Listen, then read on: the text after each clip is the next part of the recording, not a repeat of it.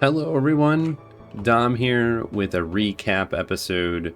I wanted to provide some insight into our asteroid this far, and in doing so, we are going to go over all of the different creations that we've made, all of the different spawns and tamers that we have created so far, and those kinds of things.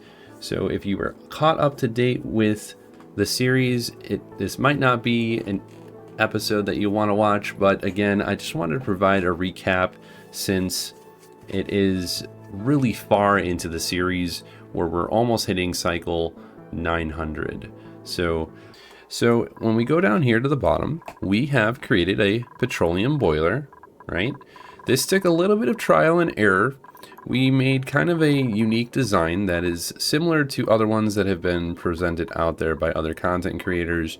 Kind of drew some inspiration and changed it up a little bit here and there, and we found one that is working a lot better to our expectations, and that's kind of how we ended up doing it. So with the petroleum boiler, I'm just going to show on here, we have all this crude oil that's coming in from the other asteroid. It starts here and it starts heating up all of the way going up to the top, and then it drops in at about 390 degrees and then flashes from the thermo sensor down here. It'll tell it at 400 degrees it needs to close, and then it will provide extra heat to turn this into crude into petroleum. So this is just a continual loop. As long as we have crude oil in the pipe, we usually don't have too many issues. The pipes do end up breaking if it gets too hot, but I think we finally found a nice little what do you want to call it, stabilization point. Recently we created a steam turbine loop here that is not really fully operational yet. I mean, we do have the loop built in, and it is continually providing cold inside of the hydrogen chamber that we have here. So we are, this is my version of a hydrogen vent tamer, and the reason we went with this version instead of just a self cooling is I wanted to be able to have another cooling loop down here that we could push to do something else. So the polluted water is at negative 2.7 degrees, and it's cooling off all of the gases inside of there. You can see the hydrogen, it's already at negative 2.6 degrees Celsius, right? So the reason that I want that is later on we will need liquid hydrogen at some point, and already having it colder than 120 degrees from the self-cooling method will be really good to have for the long term. And then the other part is we have a little minor volcano right here. We could totally use the cooling system here to cool the liquid magma and kind of make sure that that definitely turns into igneous rock when we have a giant magma pool. So that's just stuff that we will take care of in the future. We aren't going to do that right now and break this open, but that's just something that we can look into as a possibility later on. Okay, up here we have a molten slickster and a regular slickster farm here. They both just drop their respective petroleum and crude oil. So that's kind of what we have going on over here. We gave them their own critter condos, and we have plenty of carbon dioxide for them to send out, to send away. So let's remove you. We want to, speaking of which, we want to cancel that. I want to put more slickster eggs in here, and then same thing with the pinch rows. We want to do a molten larval egg to get those back up all the way to more, so we can get rid of as much carbon dioxide as possible, right? Up here we have a couple of different systems. We have a petroleum generator going right now. They provide a lot of power, so 10,000 watts is quite a bit, right? So that's been really helpful to have. We have the backups of hydrogen and coal, that will constantly provide anything if we need more power than what those are providing. I forgot to mention that each one of these has an input of petroleum, right? And they burn 2 kilograms or 2 grams, 2 kilograms per second, right? And we need that, so that's why we have 5 of them, because we're dropping 10 kilograms per second into the tank here. So we are producing as much as we are utilizing in the power generation. That way this doesn't overflow. And then I turn this one off when we want to save some petroleum to send all the way up to the top for our petroleum rockets here. So that's kind of how we've decided to do that. If we come up here to the top, we have a mini spam, and what the mini spam does is provide oxygen directly to all of our atmosuit ducts. So if we see this here, we have the oxygen going to all of the different atmosuit ducts across the base. That way, we aren't utilizing our main line for any of it, and it's just super easier to do that than having one spam do everything, right? So that's why we have it set in this manner. And then let's see if we can go up even further. So we put plastic here because we wanted to provide a radiation shield, because it was going all the way down to the bottom earlier. So we are probably going to do that all the way across at some point. Same thing, you know, we have a lot of radiation bleeding through in these different areas. We want to get rid of that, so it stops doing that. So the plastic tiles are really good for radiation blocking. We will need more obsidian tiles here. That way the heat doesn't blast through like it did last time. That was interesting. So we'll have to figure that one out in a little while. Let's see, we have our rocket going still.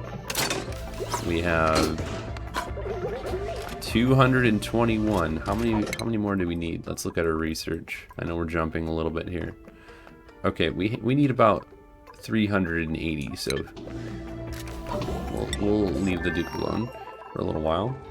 If we come up in this direction, right here, we have tamed our cool steam vent tamer. And pretty much this has been a trial and error situation as well. I followed a guide on how to do this because I haven't done a cool vent steamer or cool steam vent tamer like this before. And it works well. I just don't know if this is the best way to have the liquid pipe thermosensors. So in the future, I won't be using this method to tame a cool steam vent. How this works right now, it works perfectly fine. If we look at the pipes, it gives us the cooling we need for both the steam turbine and the water in here, but it's still pretty hot, and I don't think I like the way that this is set up. So if we were to do this differently, I would try to cool this down even further, simply because we don't want to have the super hot water making everything super hot again. So if we look over here, everything is pretty warm, right? And a result of the water being, let's see, insulated pipe, 71 degrees, and then that's going into our other system here, which is our chlorine bath. So any of the gross water that's coming from the bathrooms up here, if you look at our plumbing, goes down and over and around, and pretty much it goes through this filtration system. If it has germs, it goes through this pipe back into the loop. If it doesn't have germs, it's sent to the water sieve. So that's kind of where we are at with the water at the moment. And we have water both coming from up top and at the bottom. So that seems to be working pretty well. Let's look at this here. Okay. And then this is the sieve that's creating all of the regular water for the system. Let's go up a little bit. We have a little bit of a Paku tamer here. It's not really a crazy tank. We don't have a lot of different Paku. We only have 4 right now, I think. Let's click on this. Yep, we've got 4. And I've been keeping one readily available in the incubator just for this purpose. Okay. So for some reason we have solid nuclear waste all the way down here. Interesting. Okay. So we have 2 hatch farms right here, which I'm not sure why we haven't collected the hatches that were over there. We need more of them if we want to keep our food all the way up. So I think... Oh, I see. Yeah, we'll probably add another one of these. Let's look at the temperature. Okay, so this is pretty fine on the temperature. If we come up to the top here, we have a... I want to say this is a giant radiator, because that's what it looks like to me. But what we have is... we have a cooling loop with this steam turbine and this aqua tuner that's providing just cooling for both this area a little bit and the radiator itself. And we've made it out of steel and gold. Probably would have been better to do cobalt, to be honest, but we didn't have it at the time when we made this loop. So if we look, it's going up and down and around. Let's look at the ventilation. So we have hydrogen coming in here, and it's looping around up into this area here. So what's happening is we're coming in at 15 degrees and leaving at 4.4 degrees. So we're dropping in about, you know, almost 15 degrees, right? And then they're coming out of the loop back inside of the area up here to keep it cold, and then it just keeps revolving. If we look at the temperature, it's cooled off our spawn pretty nicely because of the radiator here. Let's go back to the actual ventilation. So all of the pipes providing oxygen also get cooled inside of here. So they get cooled a lot, but this one in particular isn't moving very much. I think it's because it's hitting a bunch of overpressured areas. Like that's overpressured. Let's see, where are we connected to? Okay, it's connected to all of this. I see.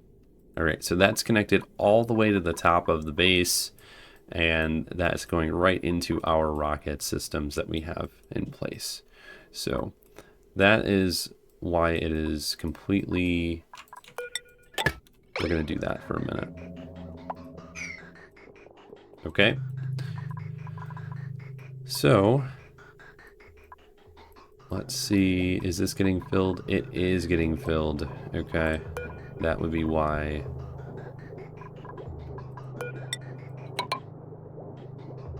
Is it going to go? It is not going to go. So what we do next is we go up and cut this through. There we go.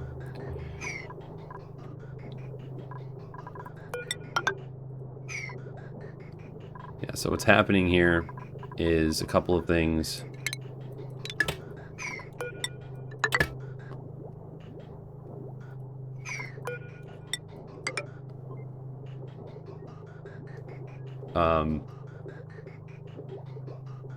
Yeah, so what we're doing is we're sending all this extra hydrogen out into space. We don't really need it. Honestly, it would be easier if we did this. No.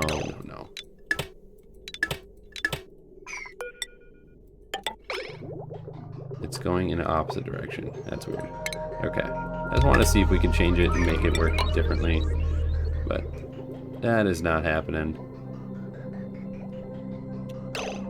So what we'll do, when you have an issue like this where you did something you shouldn't have, all you have to do is just play around with it, like so, and then you're fine. Power of the cut tool. Right? Okay. So that's what we have going on here. We don't need to change any of that. We have another steam turbine area that works with the metal refinery, right? This whole area is where the industrial area is going to be. We can put anything that generates heat outside of the base in this vicinity. Like for example, if we wanted to use this brine and start making regular water with the brine, then we would use that and create a system inside of this area. If we look at how hot it is pretty toasty in here, right? So that's kind of why we would do something like that. What else? What else are we looking at? Ah, yes, over here. We have our base cooling system set up over here with ethanol in the pipes for right now. I have found that ethanol, while it doesn't transfer heat very well, it gets at such a negative temperature that it compensates for the amount of difference in heat transferability. So if we look at how this is working, right, this whole area is cold. Let me look at the actual plumbing overlay. We have this entire loop being cooled by the aqua tuner inside the steam room here, right? And the loop goes up, over, and around, all the way up again, all the way up into the cold biome. We're preserving this cold biome. I wanted to make sure that we have at least one of the cold biomes. Let's look at that. It's pretty cold, -23, -37, and so on, right? So that's pretty cold. Let's go back to the plumbing. So we started here, going down, dumping cold into the atmosphere of this area. In here, we're dropping the cold around the vicinity of the sleet wheat. That way it keeps both the tiles and the plants cold enough to grow, because the plants require a -5, or is that 5 to -55 degrees Celsius. So the area is really cold enough for that, and that's just why we're keeping it at that amount. Over here we added some sections with just regular pipe. You can see that it's white instead of the purple. Purple's insulated, the white is the regular pipe that can transfer heat. We put it on top of the area with all of our storage, so all of that gets pulled from any of the different areas gets cooled down. If we look here, they're all pretty warm, 75 degrees, 68 degrees, and so on and so forth. So we put that little loop there to keep it cold and allow the heat to kind of dissipate and not go into the different areas, which it kind of has, you can see here. But we're going to continue to follow our loop. We're going back down over. Right here we have a deep freezer. Okay, you need to have the metal tile that is underneath all of the food. It needs to stay cold. That way this entire room here is cool enough to keep the actual food on top of it in deep freeze state. If we look at deep freeze, so temperatures below -18 degrees Celsius, right? So that's this stuff here is all in the negative of area. If we look at the actual tile itself, it'll tell you properties. Right now it's -53.2 degrees. So that's keeping everything that is sitting on top of it in a deep freeze state. This is also in hydrogen. If we look at materials, you can see we have hydrogen gas inside of here, and that is providing the sterile environment. So if we click on the food and we go to status, we have sterile atmosphere, and it decreases the food's decay rate. The deep freeze also does that as well, so it keeps it nice and fresh. And how we have this set up is we have two different fridges set to 3 kilograms each, and we have different things in each of the refrigerators that provide food for the duplicants, and this allows rotation of the food inside of here. There's probably a better way to handle this, but I have it kind of set in that way for now. The auto sweeper can reach. If we click on the auto sweeper, it reaches through the corner and down into both of these here. We have a conveyor loader on the outside of the cafe or great hall, and that allows the auto sweeper, if anything does decay from the refrigerators to the food in here, it'll send it right away and we don't get polluted oxygen inside of the deep freezer. So that's why we have it set up in this manner. Food gets delivered from our cooking stations over here. We have an auto sweeper set to collect everything that gets cooked and send it directly. Well, we did have it sending it directly somewhere. I don't see. Oh, here it is. It's underneath. To pick up all the food from the gas range and the electric grill. So, anyways, back to our cooling loop.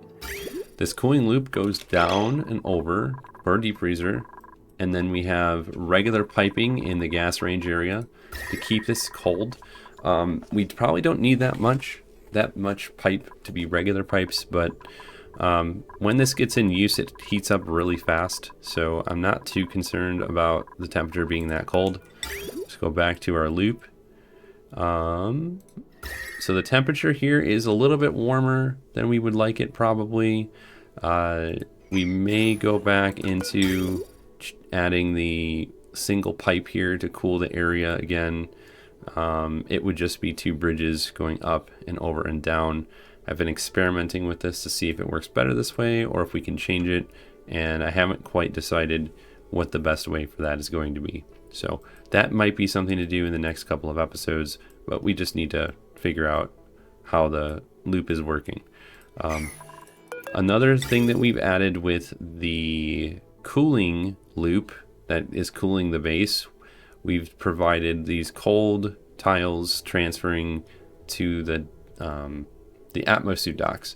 So if we look at the temperature, that keeps all of the heat transferring from the liquid to the gas from both sides, right? So this crude oil will probably get the temperature of whatever's inside of the brick, but it will not transfer over here as easily since we are cooling the area pretty well with that little 3 regular pipes on our cooling system here.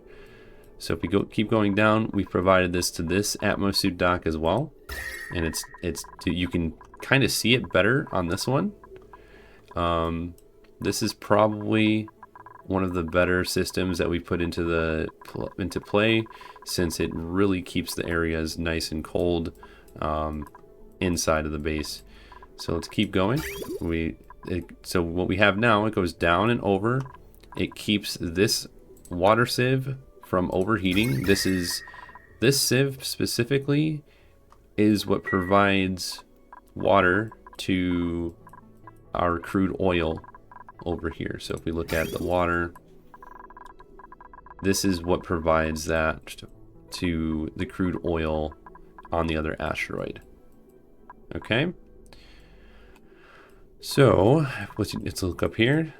If we go follow this back up and over, we have these different airflow tiles that drop the carbon dioxide to the bottom of the base, followed by the 2 different carbon skimmers, and that's why we have this pipe that cools off the oxygen and the carbon dioxide that may form above or below.